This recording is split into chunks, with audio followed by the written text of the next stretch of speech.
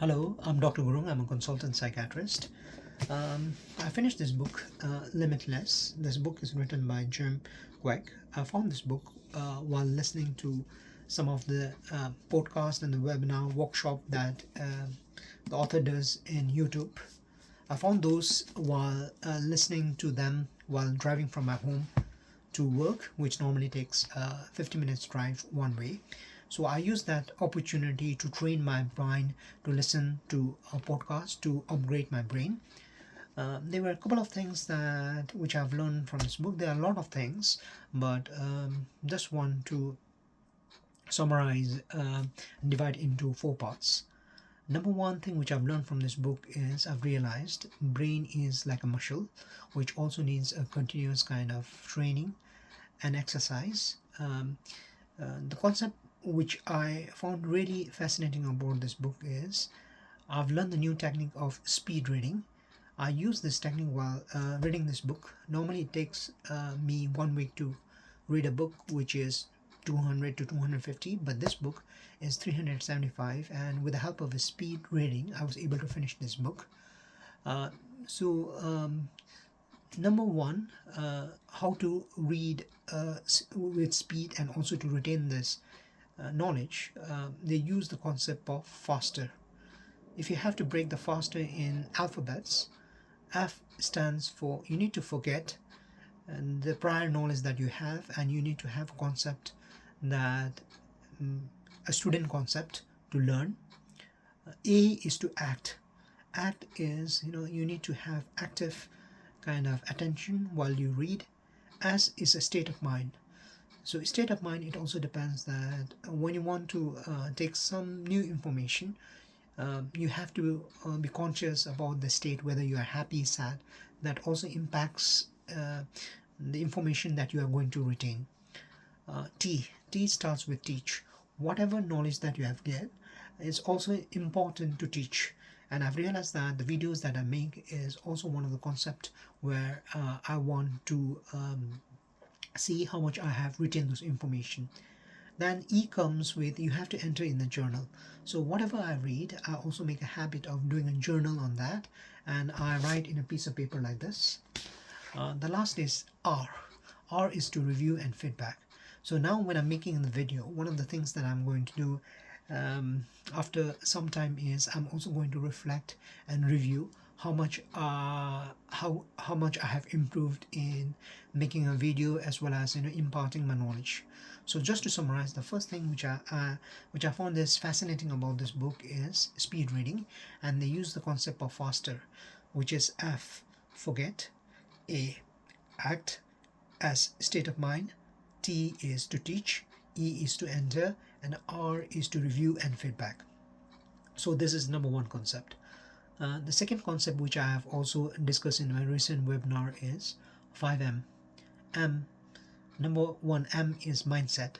We need to be careful that M is a mindset. This is the identity that we tell, and it's also important the story that we tell to ourselves dictates how our life is going to be. M is motivation. Motivation is like a spark that we need in order to do certain things. So for the motivation, we also need to have the curiosity to learn. Method is you need to create a system, consistency. So when you do the things, it comes naturally to you, so you don't have to put too much of an effort. Momentum means focus, attention, and if the things are going right, you just need to roll on with it. And it takes time and patience for the things to take its own shape.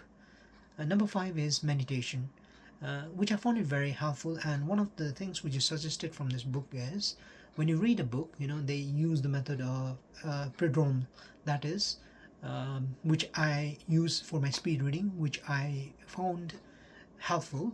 I only tend to read for 20 to 25 minutes, and after that I do a bit of mobility and moving around, so that also helps to refresh my brain.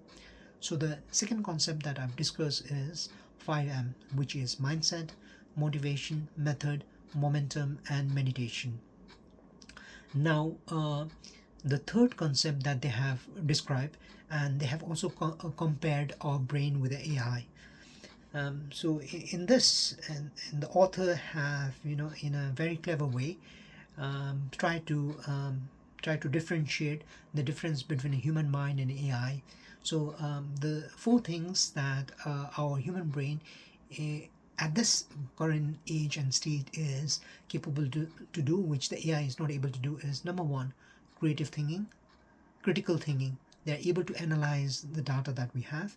Creativity is to create something which is not there and to think outside the box. Third is emotional intelligence. Emotional intelligence means the ability to understand and read other people's and emotion. And the fourth and the most important ability is adaptability and agility. That means that whatever we have done in the past, the the skills that we have learned is a transferable skills, and we can always adapt to the new things that which we are going to learn. On this concept, one of the things that which I have reflected is, as a consultant psychiatrist, I have worked in a different other speciality. Like I've worked in substance abuse, I've worked in research, I've worked in children, learning disability, and different facets of psychiatry as well as in medicine and surgery. When I came to UK, I worked in a petrol pump shop, as well as a healthcare assistant. So some of the skills that we have learned directly or indirectly made the person that I am today. So so this is one of the concept which I found it very fascinating. So to recap, the third concept that they have mentioned is, as a human being, we need to appreciate critical thinking, creativity, emotional intelligence, adaptability, and agility. Now, the fourth thing which I really found it interesting, and the way the author have, made it interesting on this concept is, as a human being, we also need to be aware of, you know, and we need to work on the concept of code, CODE. In short, it tried to take some element of animals, like C stands for cheetah. So in with the brain, we also need to learn how to have a speed in making decisions and having the intuition and the patterns to develop. O means owl. It also means an ability to analyze the things, take our time. D means dolphin. Dolphin means you also need to have a creative kind of thinking. Sometimes you have to think outside the box in order to create something new. Then E means, which is an elephant. You need to have,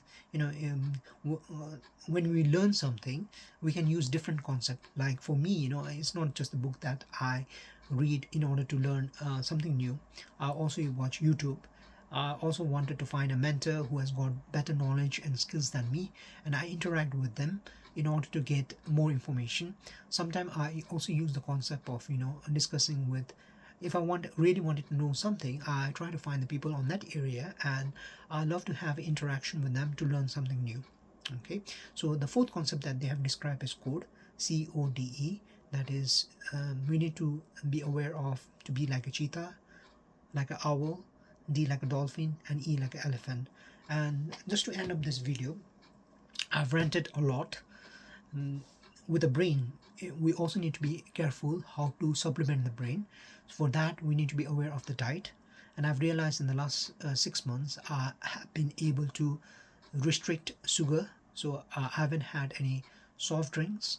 So the next step would be, I would love to reduce the packaged foods, and I need to be more aware of my diets. Third is sleep. I've realized that by reading more books, now I'm getting 7 hours sleep. In coming days, I want to improve to 8. And the last thing that I want to relay is, when we talk about the brain, we need to be wary of the memory and the cognitions. Okay, and we need to train for that. Thank you very much.